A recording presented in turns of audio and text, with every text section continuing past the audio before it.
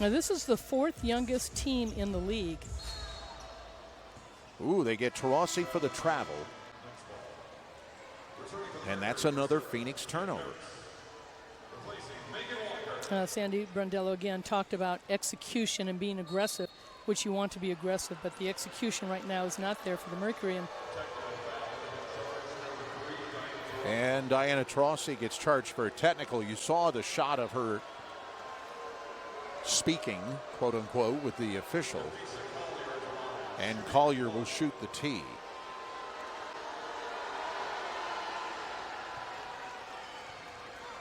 Well, certainly wants an explanation about getting inside.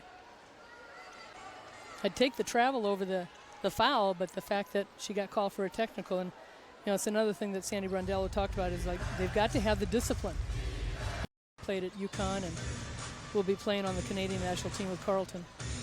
And Clarendon is fouled by Diggins-Smith. Well, I know that, as I mentioned before this game, or I could say after the last game, that Cheryl Reeve was very vocal about calls as far as going the way for them, for the Lynx.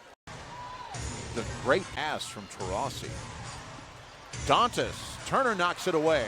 Loose ball is... Did they call a foul? They did. Well, these two are going to be teammates on USA basketball, and the question was asked earlier to Diana Taurasi about who do you look forward to playing with, and she said Naphecia Collier. But she also said today that the USA, this will be her 5th Olympic team, but she said right now the USA, they're my teammates then, but now we just want to kick the crud out of all those opponents. Lynx lead it by 12, the timeout. And it's finally controlled by Phoenix, and Diggins-Smith hurries into the offensive end. Again, Diggins-Smith trying to create contact, but instead Griner's going to get called for the foul in the back court.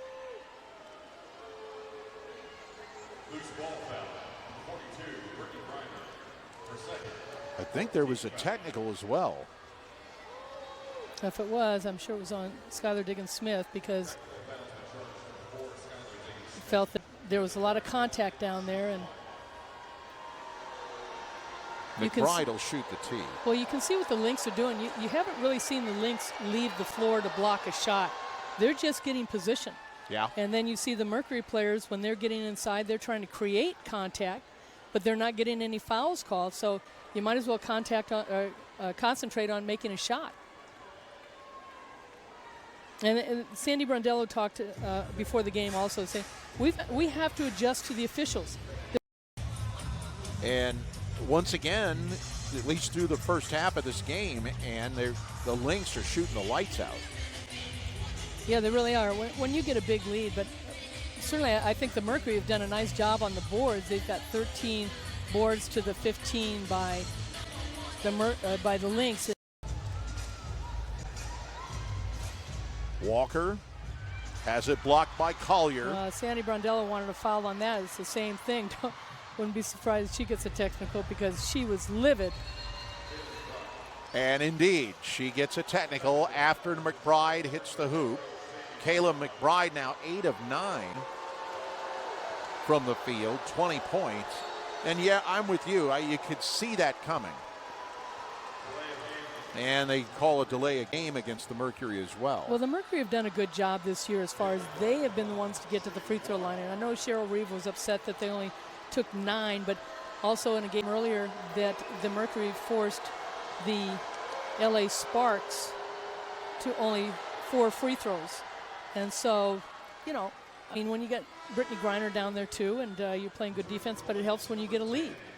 And right now, again, the foul's not going for the Mercury, and what kind of adjustments they've got to make. They've got to put some defensive stops out here. Taurasi goes to Walker. Doesn't go, and the half comes to an end. So Minnesota dominant, especially in the second quarter, when they outscored the Mercury by 14 in quarter 2 alone.